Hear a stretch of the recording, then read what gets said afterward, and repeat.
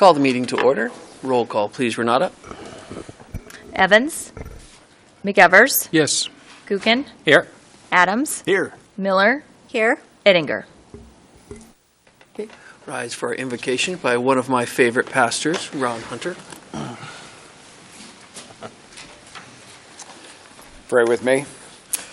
Father, thank you for the many ways that you bless and guide. In our humanness, we often need your help. And so tonight we come and invoke your name and ask that you will give us ears with which to hear well, eyes to see perspectives clearly, and then give us wisdom to make the best possible decisions. I would ask that you would bless this council for their public service and that you would bless us as citizens of this community that they serve, and I thank you for it all in Jesus' name. Amen. Amen. Steve, lead us in the pledge, please. I pledge allegiance to the flag of the United States of America and to the republic for which it stands, one nation, under God, indivisible, with liberty and justice for all.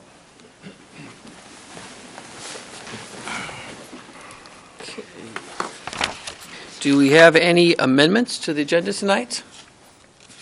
No amendments to the agenda. We will get right into business here. For our presentation, we have a glass recycling awareness presented by Ben and Melissa Mello. Welcome.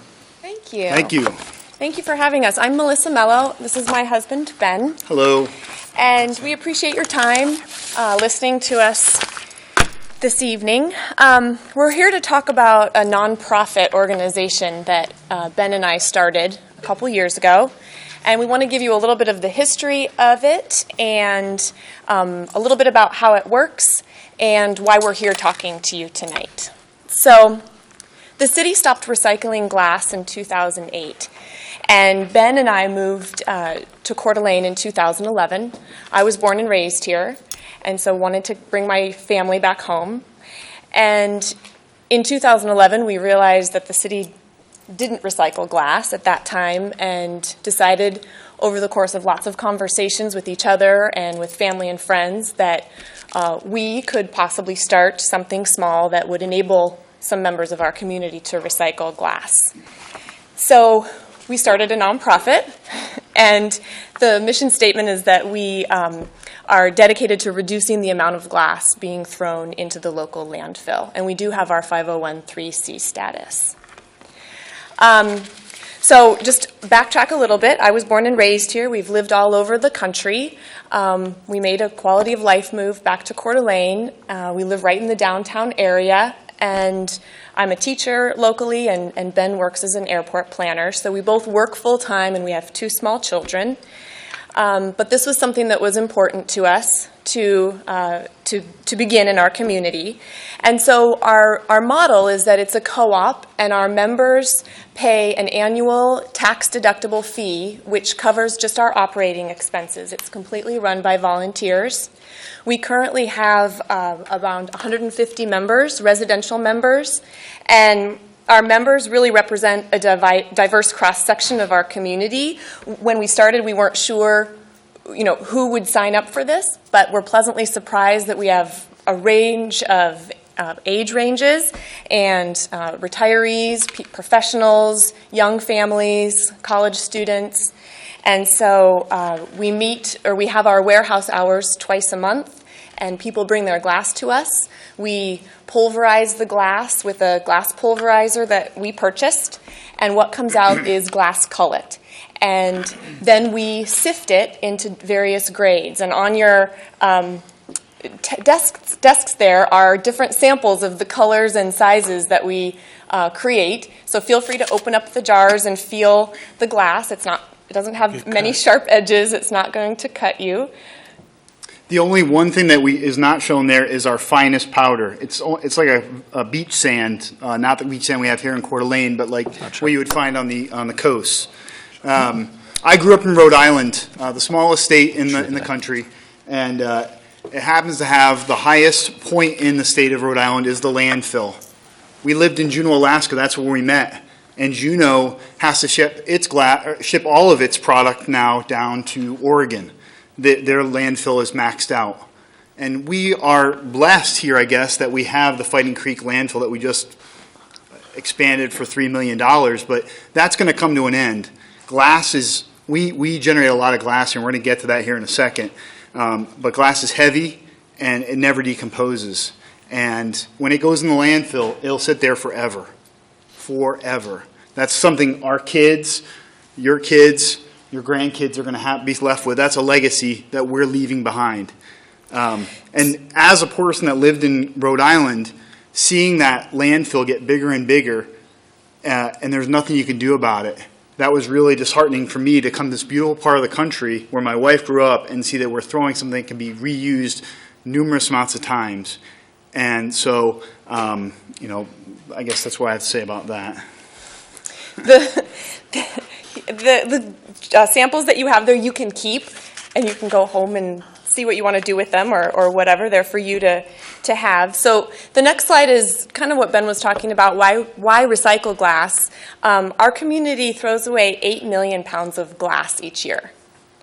And it takes, scientists guess, it takes about 1 million years for glass to decompose, if it ever does decompose. It's primarily made of silica, which is the same material as sand, and it doesn't break down ever.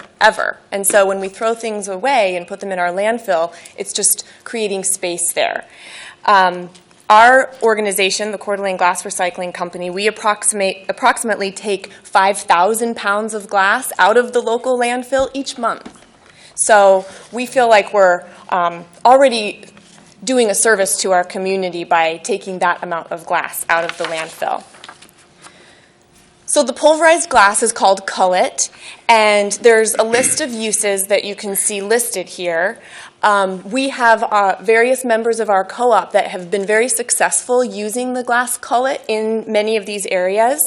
We have a member that has used it for sandblasting on wood homes, log homes. He's used the small white one that you have there on your table is the grade that he's used for sandblasting. It can be used underneath landscaping. Ben and I have personally used lots of the cullet underneath our pavers and our flagstones at our home. We would love to see the city test a portion of one of the downtown sidewalk repair projects using this glass cullet. Right. And I met with Troy Thiemeson, who was at the time the acting city administrator. He came out and he said, "Oh yeah, we'll use it at McEwen." And then I emailed him several times, said thank you for coming out, and then he has never responded to me. So I don't know if that's actually going to happen or not. We met in November, and then I haven't received any response back to him. We've also had other people from the city come out that work for city departments, and they said, "Oh, this looks like a great application. We could use this," and then there's never any follow-up, which is pretty disappointing because I work with a lot of cities around the country when I design airports, and not to have that feedback from a community that I live in is very disappointing. Well, and that's why we're here, too, That's why we're here. to talk to you and encourage you to use some of the product. We are committed to seeing the product used locally. The product is free. We're giving it away. Our members are happy to pay to have their glass recycled, knowing that it's not going to go into the landfill. So we have approximately 3 yards of the material at our warehouse currently, and so if the city would like to use some, we'd love to offer it as a sample. We've given you some websites that maybe you can look at later for examples of how glass cullet is being used across the country. It's been used successfully building roads. The state of Montana has used it statewide in various ways. Sidewalks, again. I'm a big proponent of getting our sidewalks fixed downtown because they're kind of a mess, and I would love to see a block or two tried with this glass cullet as a base layer. And then there's an article there from the EPA. So finally, we wanted to share this. We took this picture when we started, and we had some of our members come up with a caption. So our son wasn't too happy about being in the picture. And the caption was, "Someone just found out that not everybody recycles glass." And I just want to leave you with the fact that what we've created is a small working model of glass recycling in our community. We have that established. It's successful right now. We made a very conscientious plan to start small. We did not want to be overwhelmed. Like I said, we work full-time, we have children, so we've kept it small because we don't want to be overwhelmed by material and time.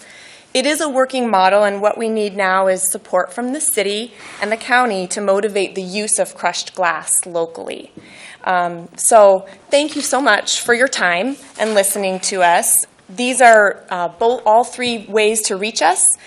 We would love to invite any of you or anyone in the audience to come out and visit our warehouse. We'd love to give you a tour, show you how we do things, and see how it works. So we'd just like to thank you again for your time, and we look forward to working with you and hearing from you. Do you have any questions for us? Questions for Ben or Melissa? Just a quick one. Go ahead. The list of information that you had, where is that? Is it on your website? All those links? Websites, the links. You know, I've put them on Facebook before. We haven't updated our website in quite a while, Okay. but I actually sent them to Troy, Okay. and I also had sent them to, who's your We dad? can email you a copy of Maybe you could the- leave that with our city administrator. That would Sure. be great. Okay. No, I'd sent Troy Thiemeson those links pretty much, and but this presentation we sent to Renata. Sorry. Okay, thank you. Okay. Any Thank other you. questions? Yeah, just a quick one Dan, I have a also. question for you. Melissa, Ben, who are your customers? Who buys the stuff from you, or who do you give it to? So we've had landscapers have come and taken some of our glass. We've had sandblasters come and take some of our glass. Painters. We've had. We have also a agreement with the local Boy Scout troop where they have come, and the Boy Scouts as a service project have come to the warehouse and bagged the glass cullet into traction bags and then sold it at the Ace Hardware on 4th Street. So then the profits go back to the Boys and Girls Club, and we felt it was a real win-win situation because they were utilizing the glass cullet locally, both for the weight of a traction bag in the back of your car, and then also it can be used as a if it's icy, you put, what's the word? Traction. Traction. If it's icy, you can open up the bag and put the glass cullet down, and it'll be used as traction. And if someone wanted to, out there and they're into recycling and they wanted to recycle glass, what would they do? Right now, we have a waiting list. They would contact us through one of those means, and we get probably 5 to 10 people a month that ask us to join. And right now, we've kept it capped because we've been able to make sure that our finances are solid because we are a volunteer base and we're only using the money to go into our lease and our insurance and the maintenance of the machine. So we've kept it at where we're at until we can actually find stable local uses for it. So they would just email us at the email address there, and then their name would be put on a waiting list. And I think in the 2 years since we've been in operation, we've opened up that waiting list two times, and so allowed people that were on the waiting list to join, and then started a new waiting list, just to really kind of respect our time and energy and not be overwhelmed. Good, thank you. Thanks. Well, thank you very much. Thank you. Thank you. Thanks. Thank you. We will move on to the consent calendar. Mr. Mayor, council would ask for our move for the approval of the consent calendar, which contains Resolution 1504. Renata, do you want me to read all those? The items on the resolution. Okay. So we have a contract with Western States Equipment for a 50,000-pound dovetail trailer, purchase of a drainage utility service truck from Dave Smith Motors, Amendment number 1 of the lease of St. Vincent de Paul of North Idaho for a property located at 106 Homestead, an agreement with JUB Engineers for environmental review of the BNSF right-of-way, and other items as listed. Second. Motion and a second. Any further discussion? No discussion seen. Roll call, please. McEvers, Yes. Gookin, Yes. Adams, Yes. Miller. Yes. Motion carried. Announcements. Anyone from City Council with announcements? Yes, Kiki. Yes, I'd like to give you a quick update on Vision 2030. I have been appointed to that board, and as you know, that's a community visioning project that's been going on for quite some time. The city's been very involved. Last November, they put the new board in place. It's a 23-person board. There's 19 of those positions filled, and it's a cross-section of community leaders representing every sector. The purpose behind that is to continually reach out to citizens, give us good feedback, not just the city, but city being a member, as well as one of the recipients of all this good information. But in any case, they have a few new board positions to fill, and as early as today, we were meeting with Vision 2030 folks, and we talked through how the city's going to be involved and how it can benefit the city, and basically, Daniel, like this, what do we get for our money? We really started identifying some things, some really easy wins that have already been happening, and some things in the future that the city can benefit from by this project and the information that comes back through it. So I'll be giving you some quick updates here and there as the process happens, and then I'm hoping we bring forward a really good, Hillary from planning was really there today, and looking at bringing forward some good information as an update for the strategic planning sessions we have coming up in the spring. Okay, that's great. Anyone else have any announcements? Woody? 2 things. Don't forget to spay and neuter. Take care of those puppies and kitties. I need to reach out to my bride. It's our anniversary tonight, and here I am again. That's 2 years in a row. Weird. I think we're moving our date around. But anyway, Shannon, happy anniversary. Good job. Way to cover yourself there, Woody. That's all you get, sweetie. For another year. Dan? And Mr. Mayor, I just wanted to say we have some students in the audience waiting till the end of the semester. I wanted to tell them what the consent calendar was. So a consent calendar is items that we consider a routine nature that we lump together into one vote, one motion, and we pass them all. So that's what a consent calendar is. You'll see that a lot when you deal with government, is that they'll take the routine items, put them on a consent calendar, approval of the minutes, all these things that are required for us to do, and we do it all in one vote because it's considered routine. So I just wanted to let you know that's what's going on. Okay. Thanks, Dan. That makes a lot of sense to me now, you know? And thank you for offering me the glass. It kind of tastes like blood, Mr. Mayor. Okay, I have an appointment of Colleen Krajak to the Personnel Appeals Board, so I was looking for a motion on that. I will move to appoint Colleen Krajak to the Personnel Appeals Board. Second? Move and second. Any discussion? All those in favor? Aye. Aye. Opposed? Motion carried. We will go on to other business. Council Bill number 15-1000, V147, vacation of the undeveloped alley adjoining lots 1 through 8, Secor's subdivision of Track 6, Costello's Acre Tracks. This is pursuant to council action from January 6th of 2015. Mr. Mayor, I would move for approval of Council Bill 15-1000. Second. Motion and a second. Any further discussion? Renata, if you could read the title, please.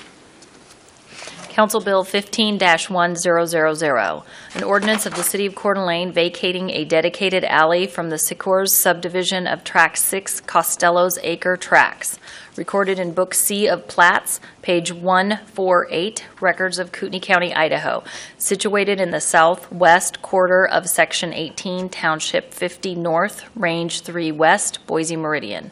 Records of Kootenai County, Coeur d'Alene, Idaho, generally described as the 20-foot wide alley lying south of Garden Avenue between lots 1 through 4 and lots 5 through 8 of said subdivision, repealing all ordinances and parts of ordinances in conflict herewith, providing a severability clause, and providing for the publication of a summary of this ordinance and an effective date hereof. Roll call, please. Gookin? Yes. Adams? Yes. Miller? Yes? McEvers? Yes. I move to suspend the rules. Second. Motion and a second to suspend the rules. Roll call, please.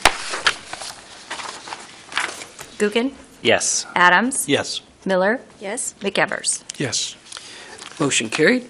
Mr. Mayor, while we were talking about the kids, you guys, suspending the rules, most in the rule book, it says we have to do these things 2 times, have her read it twice, so we suspend the rules, so she only has to read it once, and we all agree on it. Another one of those keepers, right? Wow. Teaching moment. A Whoa, lot of education we're here on tonight. a moment. We're rolling here, you know? Okay, next is Council Bill 15-1001, V14-6, vacation of the stormwater easement in the Bell Reeve plat. Mr. Mayor, I would move for approval of Council Bill 151001 V14-6. Motion, we have a second. Second? Motion and a second. Any discussion? Renata, read the title, please, if you would. Council Bill Number 15-1001, an ordinance of the City of Coeur d'Alene vacating a storm sewer easement in the Belle Reve Plat subdivision, recorded in Book J of Plats, page 311, Records of Kootenai County, generally described as the 20-foot wide storm sewer easement lying in the southwest quarter, Section 11, Township 50 North, Range 4 West, Boise Meridian, Coeur d'Alene, Kootenai County, Idaho. Repealing all ordinances and parts of ordinances in conflict herewith, providing a severability clause, and providing for the publication of a summary of this ordinance and an effective date hereof. Roll call. Adams. Yes. Miller. Yes. McEvers. Yes. Gookin. Yes. Move to suspend rules. Second. Motion and second to suspend the rules. Roll call. Adams. Yes. Miller. Yes. McEvers. Yes. Gookin. Yes. Motion carried. We will now move on to public comments. Anyone wishing to come up would have 3 minutes to talk to the city council or myself in regards to any city government business. Come on down.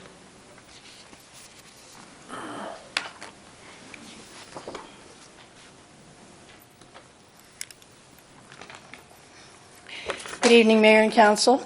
My name is Deanna Goodlander. I live at 515 East Garden.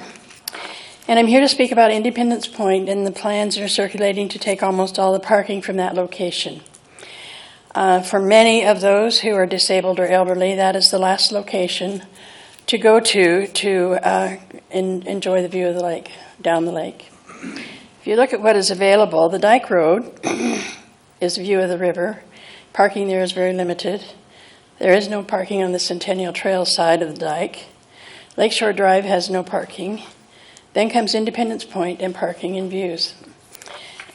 We took access along the boat ramp for cars, excuse me, away when we redid McEwen, and I voted for that because I believed that the access for all the people was important for that park.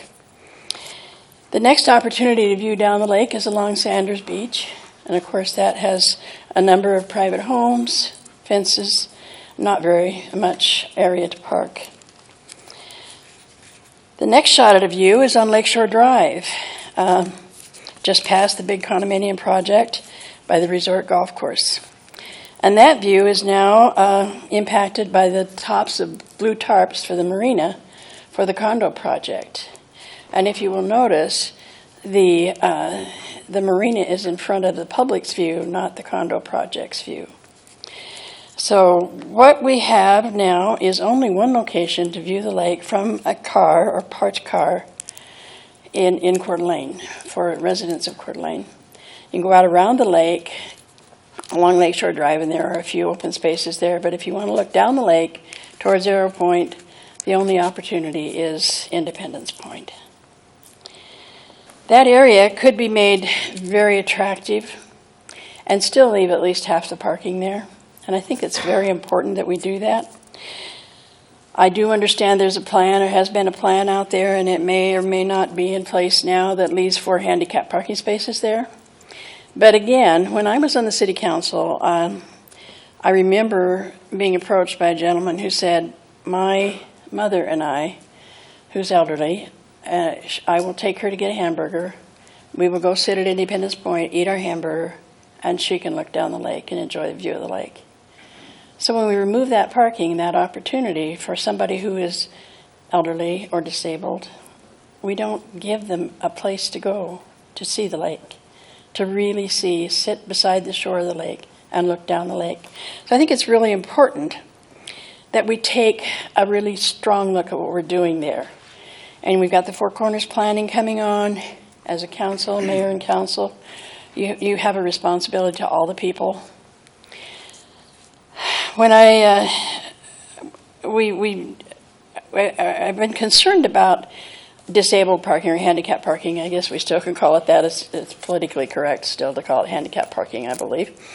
But we lost about 20 places on Sherman Avenue, parking places, when we redid Front Street and closed that area and opened up 3rd Street.